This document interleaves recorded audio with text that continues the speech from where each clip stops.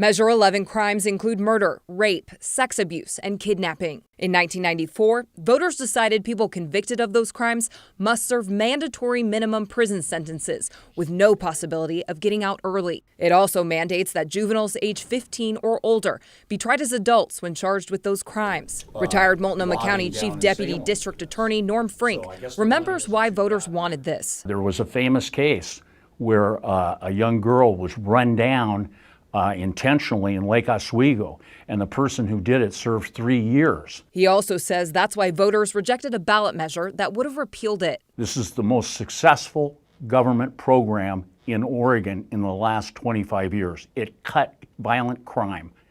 I mean, it wasn't the only factor, but Oregon was the #1 state in the nation in cutting violent crime during that 25-year period, and it cut it by over 50%. There's now a bill that would change how juveniles convicted of Measure 11 crimes are treated. They are egregious crimes, and we have to try to find a way to really address those egregious crimes. That's no question.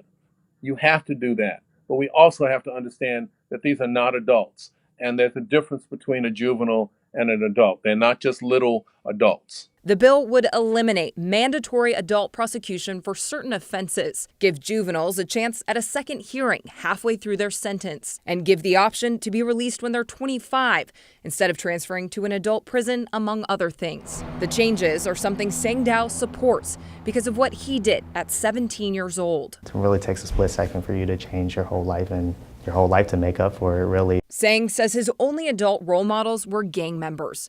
He fell into that lifestyle and dropped out of school in 9th grade. At 17, he was involved in several shootings and was ultimately convicted of attempted murder and assault. I was sentenced to 12.5 years under Measure 11. While serving that sentence, Sang made the decision to change his life. He got a college degree in criminology and criminal justice. His dedication to change was noticed, and when he turned 25, he was granted clemency by former Oregon Governor John Kitzhaber and released early. He's now 29 and has dedicated his life to helping kids he was once like. A lot of my job, I feel like, is coaching them and just to get them to stop and think. If he hadn't been released early, he would have just gotten out last November and likely wouldn't be where he is today. I didn't have the option of second look. My only hope was clemency.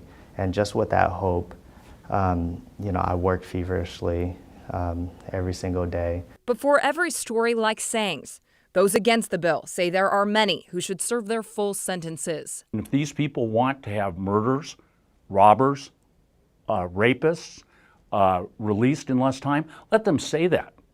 Don't let them say, oh, these are kids that made a mistake, because that's just completely disingenuous. It's misleading Oregon voters. The bill passed the Senate and is now in the House. Again, as you heard, there are very strong feelings on both sides of this bill, and I couldn't cover every issue in this piece, so we'll have more at kgw.com.